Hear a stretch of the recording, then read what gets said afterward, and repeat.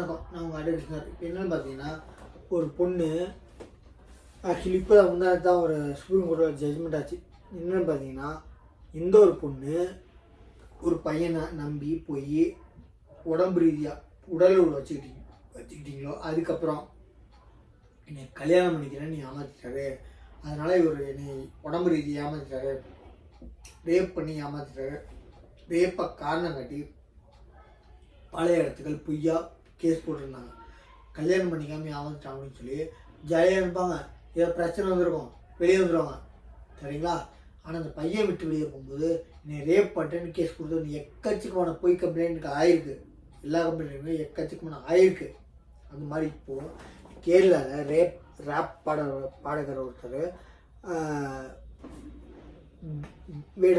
வேடன் ஒருத்தர் ஃபோட்டோ பாருங்கள். ரேப் பாடுறவர் அவர் ஆக்சுவலி ஒரு பொண்ணு ஒரு கம்ப்ளைண்ட் பண்ணியிருக்காங்க அவர் மேலே ரேப் கேஸ். என்னென்னு பார்த்தீங்கன்னா, இவர் கல்யாணம் பண்ணிக்கிறேன்னு நீ ரேப் பண்ணிட்டாரு, என்னை ஏமாற்றிட்டாரு, என்னை உடம்பு ரீதியாக யூஸ் பண்ணிட்டு என்னை விட்டுட்டாரு, கல்யாணம் பண்ணிக்கல அப்படின்னு சொல்லி இருக்காரு.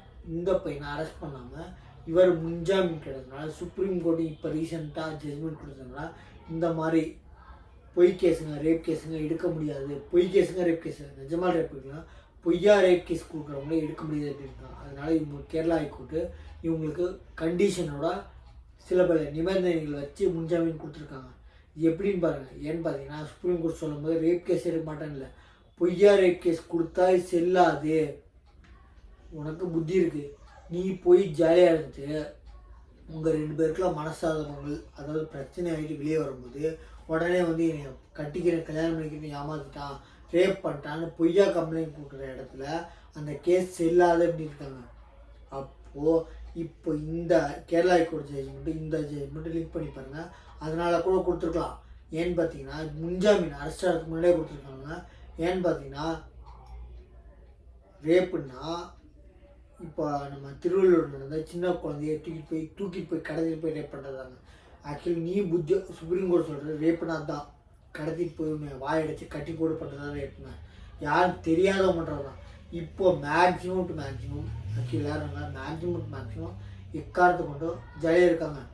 உடம்பு ரீதியாக அந்த பையன் விட்டு போயிட்டான்னா அவன் கல்யாணம் மாதிரி ஜாதி ஏதோ ஒரு காமிச்சு மாற்றி போயிட்டான்னா இல்லை ஒரு வேறு பொண்ணை இஷ்டப்பட்டு போயிட்டான்னா அவங்க என்ன பண்ணுறாங்க, உடனே அந்த பொண்ணு என்னை ஏமாற்றிட்டான் கல்யாணம் பண்ணிக்கிறேன்னு ஏமாத்தினா, என்னை உடம்பு ரீதியாக ஏமாற்றிட்டான், என்னை கற்பழிச்சிட்டா அப்படின்னு கம்ப்ளைண்ட் கொடுத்தீங்கன்னா செல்லாது அப்படின்னு இருக்காங்க.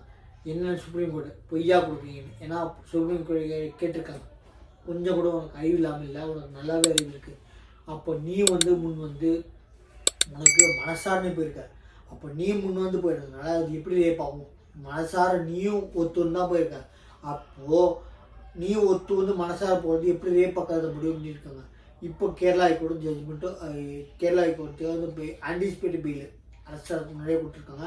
இது வரவேற்கத்தக்கதுங்க. ஏன்னா இது போலியை நிறைய பேர் கம்ப்ளைண்ட் கொடுக்கறதுனால இது வரவேற்கத்தக்கதுங்க. நான் இந்த ஃபோட்டோ அப்லோட் பண்ணி பாருங்கள். தேங்க்யூ.